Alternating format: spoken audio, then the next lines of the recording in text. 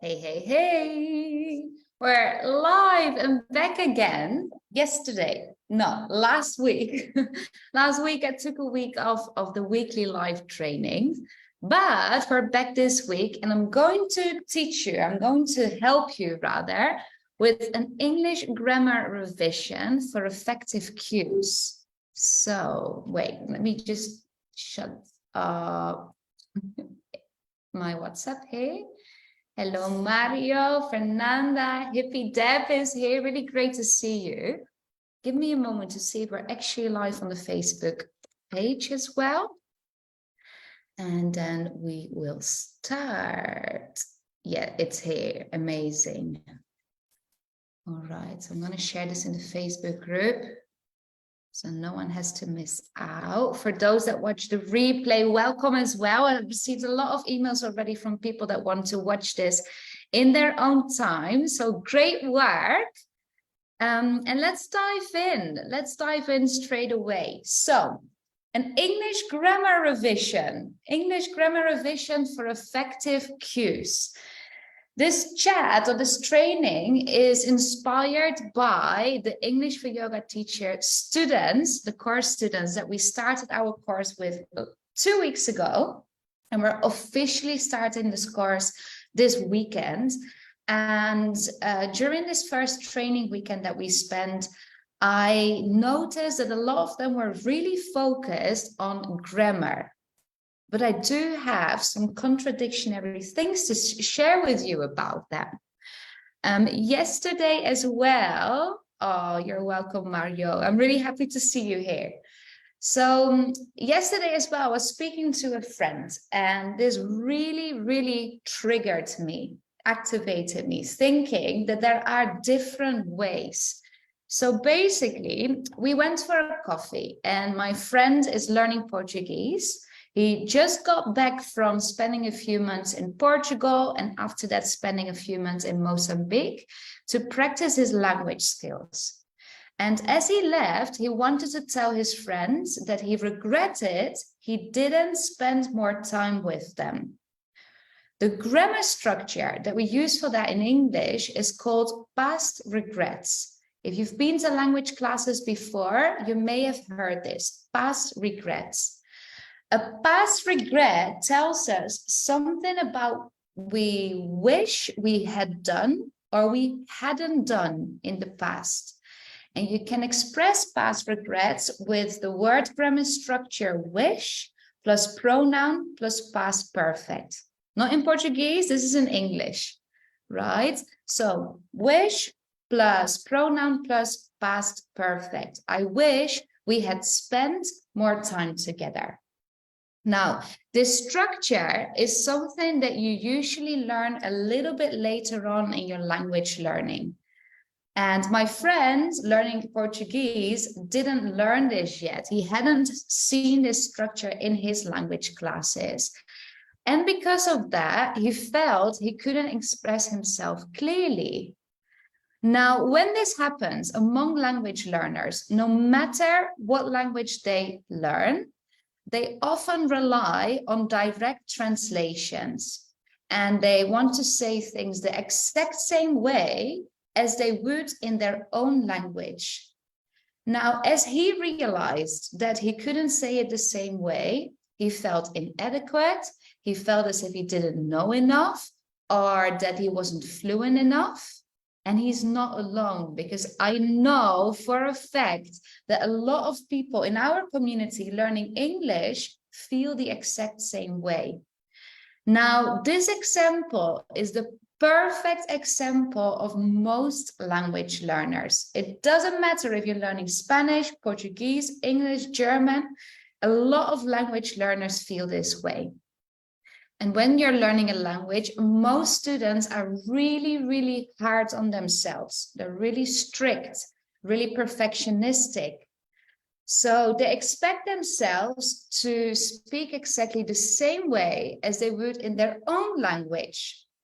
And when they notice that they can't express themselves the same way, they doubt their skills, they doubt their abilities, and sometimes even they doubt their their whole language learning journey, as if everything was for nothing, right? Is this helpful? Are these thoughts helpful? Being really doubtful about what you say, doubt if what you've learned is enough, doubt if you're fluent enough, or you're using the grammar structures correctly. Is this helpful? Obviously not. Obviously, that's not helpful.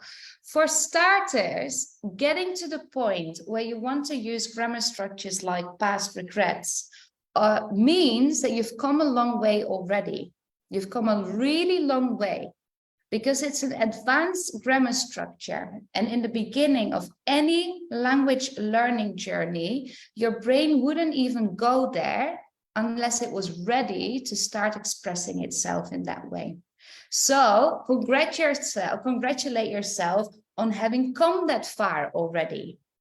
Now, apart from that, there are countless ways of saying things. Something that maybe sounds very similar, but is used a little bit differently. Different grammar structures, maybe different phrases, different idioms, different expressions.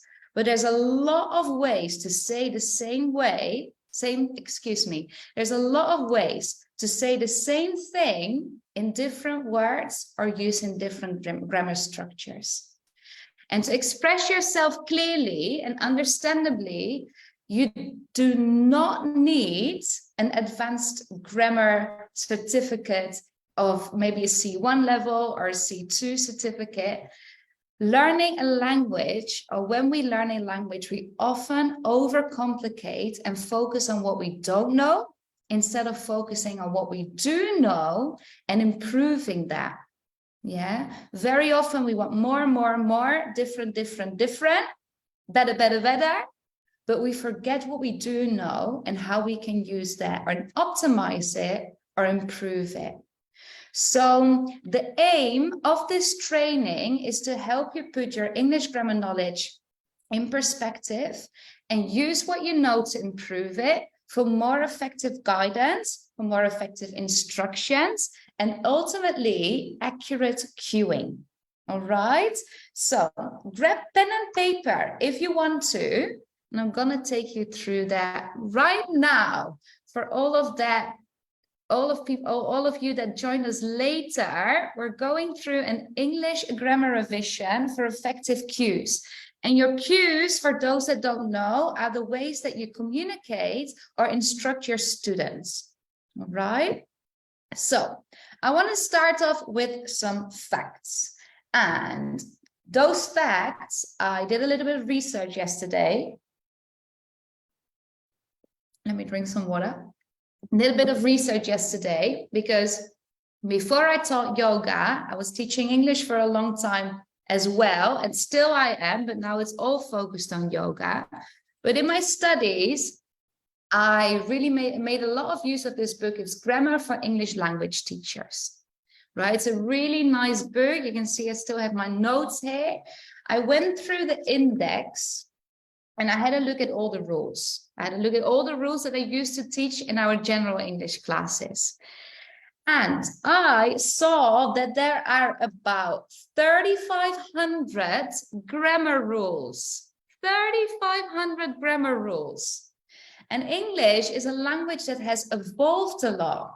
It has adopted rules, grammar rules, but also a lot of vocabulary from other languages, which can make it really complex. And I would say that for that reason, we don't know actually for sure how many rules there are.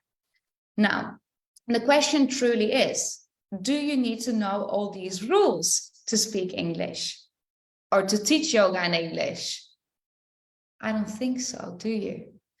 When we look at tenses, and tenses are the time periods in which we speak, you've probably learned about 12 different tenses. And to categorize them, you learn to speak in the past, in the present, and in the future. And each of these times can go with a period in time as well. And then they use a simple, a continuous, or in America, they would say progressive, the perfect, and the perfect continuous or the perfect continuous form. Did I say that double? Yeah. Perfect continuous or perfect progressive.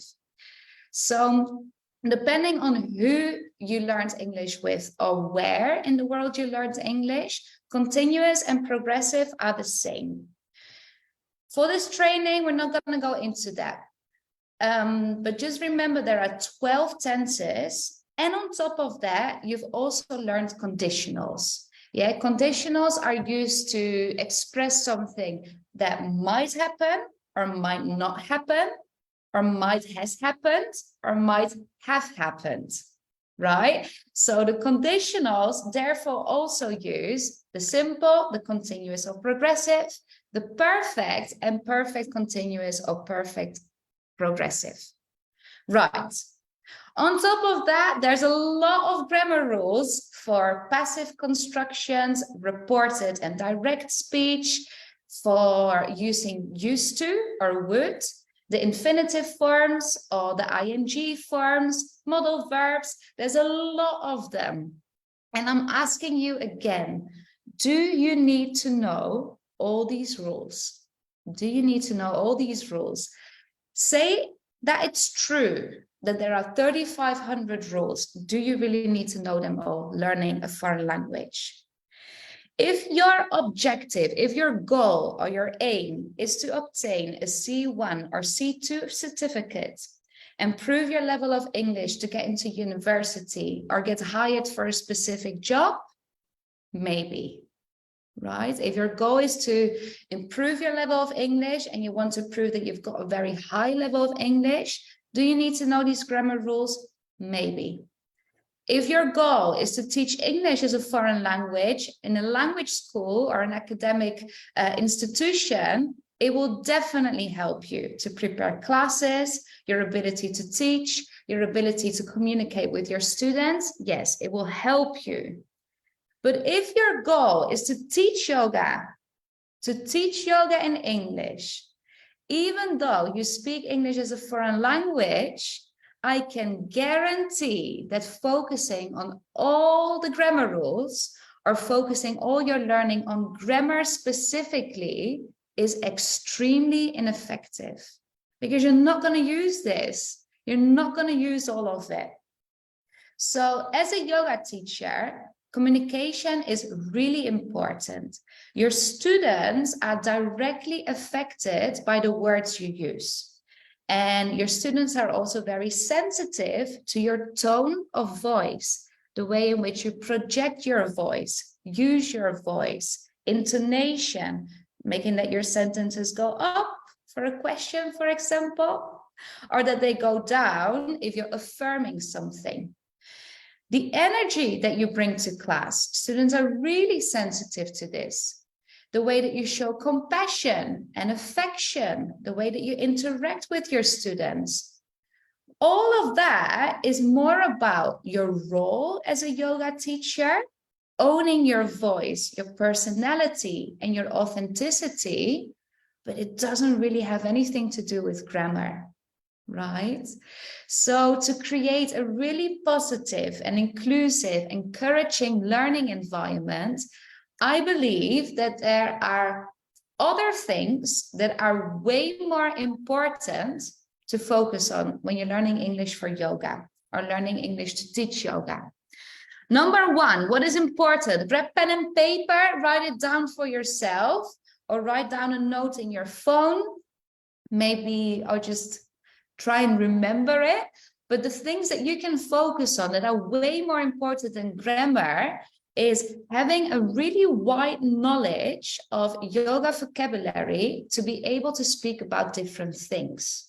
Number one, yogic vocabulary. Then also to create an inclusive and trauma-informed learning environment or communication is having knowledge of connotations and associations. Because connotations and associations help you see with what type of in what way your words or the vocabulary that you use can be perceived by your students. And that can be depending on their cultural background, but also their individual experiences.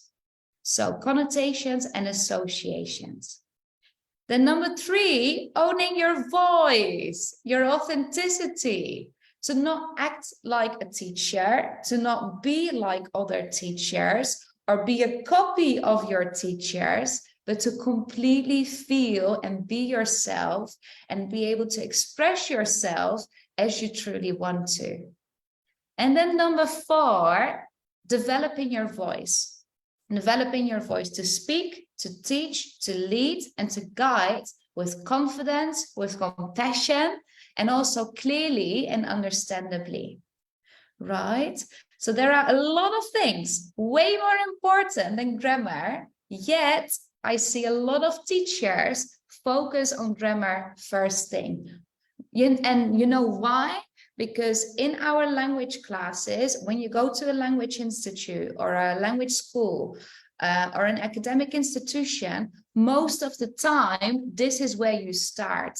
And you're used to, when you learn a language, we need to learn grammar. And of course, it does help. It really does help, but it's not what you need to focus on in the first place. Not if your goal is to teach yoga in English, right? So remember, your students don't come to class to be impressed by your advanced grammar knowledge. No, they don't care about how well you can imitate a London's accent or show off your vocabulary that only maybe lawyers or politicians would use. They come to class to work on themselves and to receive guidance, to receive support with their personal development journeys. They're there to improve physically, mentally, emotionally, energetically, spiritually. There's a lot of aims for them to come to class, but not to hear your advanced or your really well-developed grammar knowledge. So advanced language skills and grammar is the last thing that they worry about, right? So if until now you thought that studying grammar was what you needed to become a better yoga teacher, teaching in English, this is your invitation to absolutely let go of that idea. Of course, like I said, it does help to have this knowledge.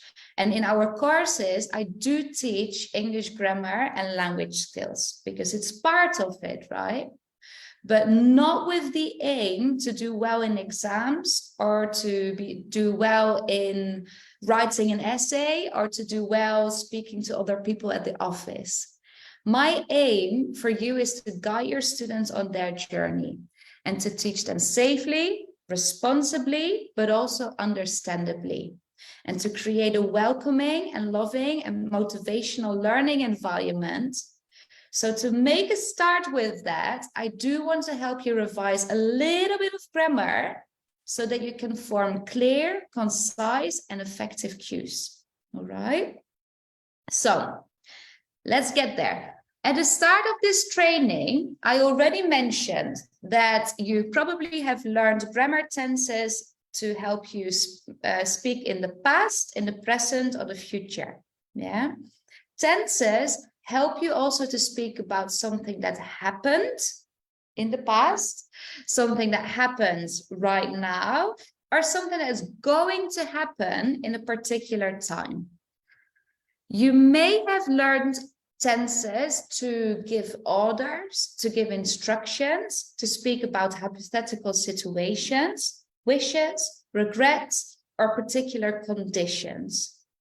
Knowledge of all of these things and the ability to use these tenses will help you a great deal communicating effectively and create a well-rounded experience, especially if you also teach mindfulness or meditation. Because in mindfulness and meditation, we often speak about hypothetical situations, for example. But only a few of these tenses, a few of these grammar rules are needed to cue your students. And with cueing, I mean that you lead them or you guide them through your yoga asana classes. So really, it's a way to instruct or to tell them what to do, how to get there, and focus on any sensations they could possibly feel. So instead of grammar, I would like to introduce you to cueing formulas. And for those that have been with us for a while, you may have heard me speak about it before. There are people that have done the mini course already. You have definitely heard me speak about this before. Cueing formulas are the combination of words that you use to cue asana. And these cues can have all sorts of intentions. They can be focused on the philosophy, on anatomy, on providing support, breath support, mental support, emotional support. By staying true to your authentic expression and being consistent in the way that you use these cueing formulas, your students will know what to expect, because a lot of students actually really love for you to repeat things. So they know what to expect. And because of that, they also find it much easier to follow your guidance. So if you are consistent and you use these cueing formulas consistently, your students are able to follow your guidance with ease. Now, cueing formulas, just as you learn tenses, are formed by a specific order of words. Now, when we speak about tenses, there's a time period, there's usually a pronoun, and then we have the time in which the verb happens, happened, or is going to happen. The way you form it, the verb may change. That's for another day. With the cueing formulas, there's one thing that the two formulas I'm going to tell you about have in common. And it's going to be really easy for you because it's all in the present. It happens now. So what you do need, so it's not necessary to revise your grammar knowledge in terms of time periods. It is necessary to revise your grammar in your knowledge in terms of word sorts.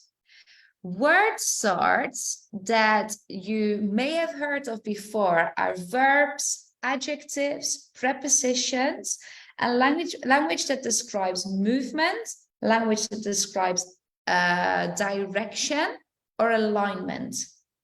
So the most important word source that you need to teach yoga, and all of this I teach you in the Teach with Confidence mini course, in the Teaching Yoga in English boot camp, and in the English for Yoga Teachers course, and in the Yoga Vocabulary Builder. So if you're not familiar with our courses, check them out.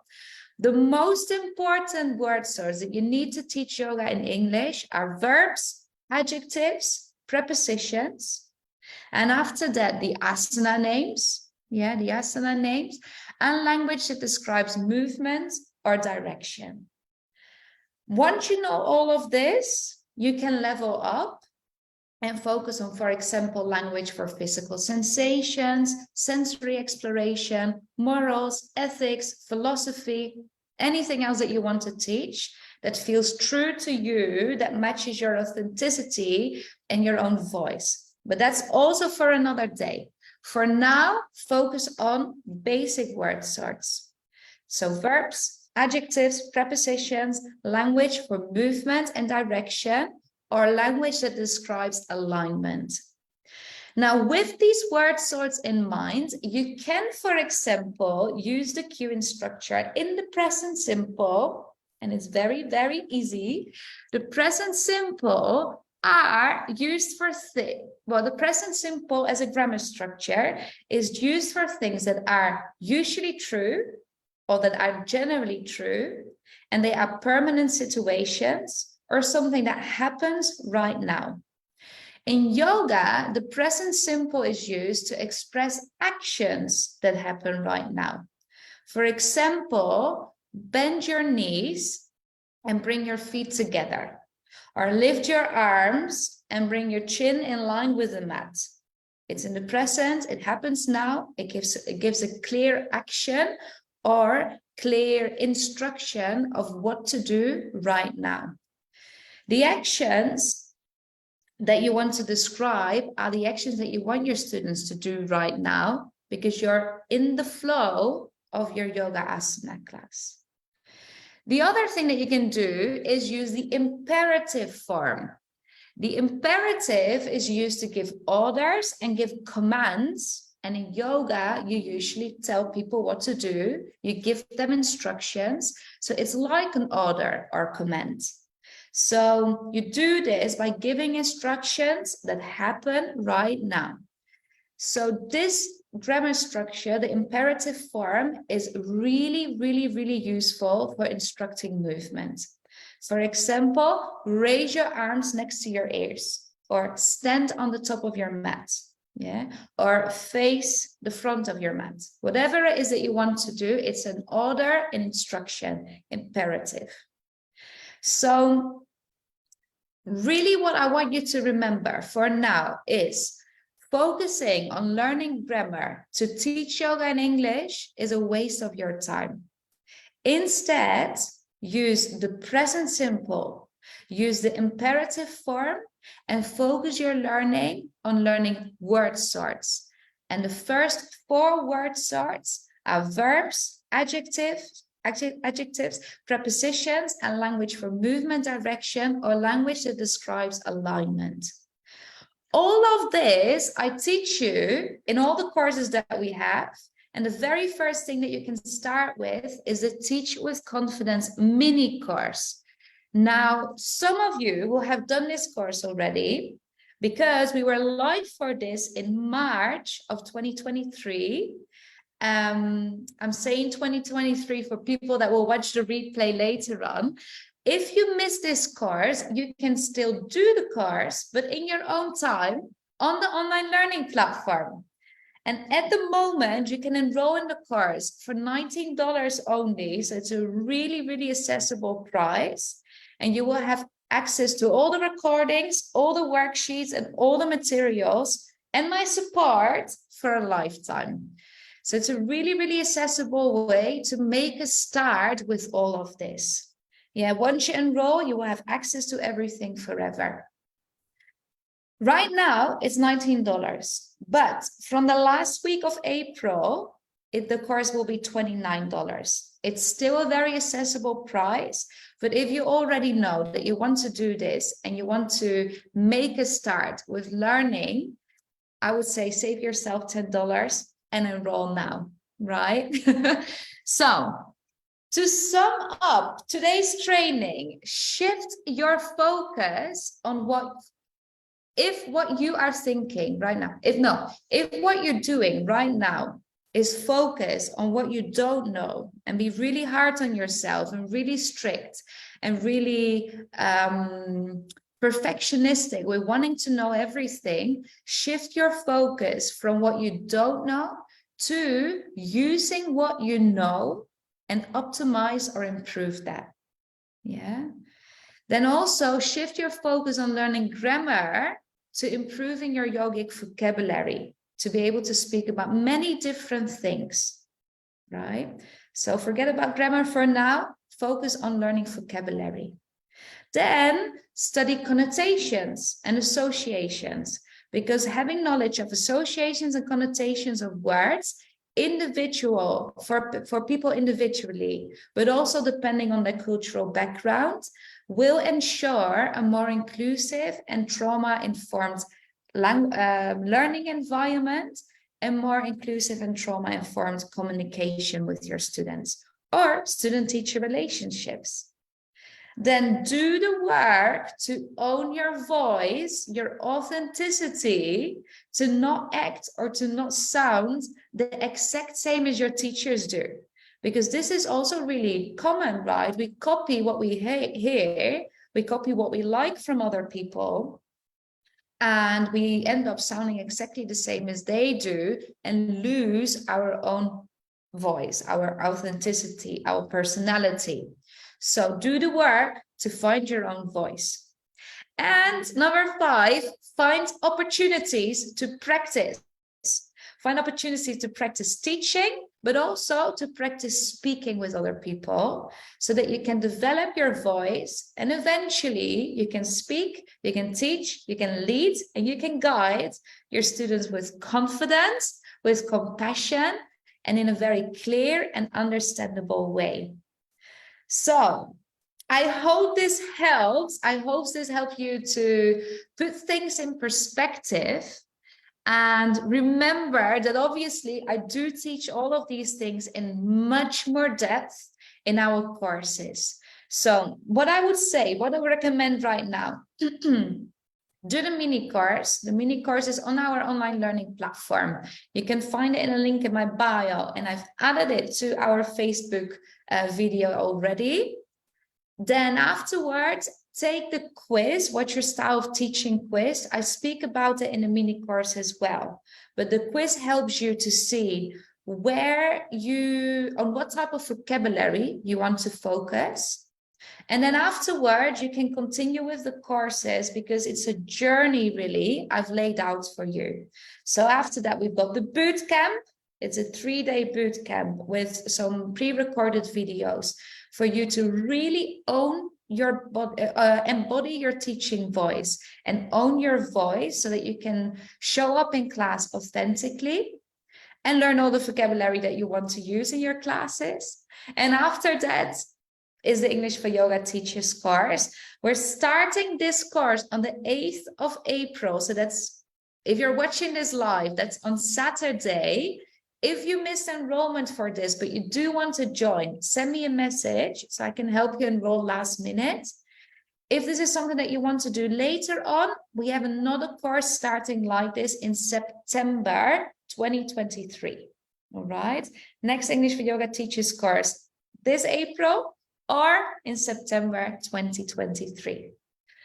Alrighty, I hope this helps everyone. If you have any questions, doubts, or comments, send me a message. You can reach me on Instagram, on Facebook, or send an email at annie@engaunite.com.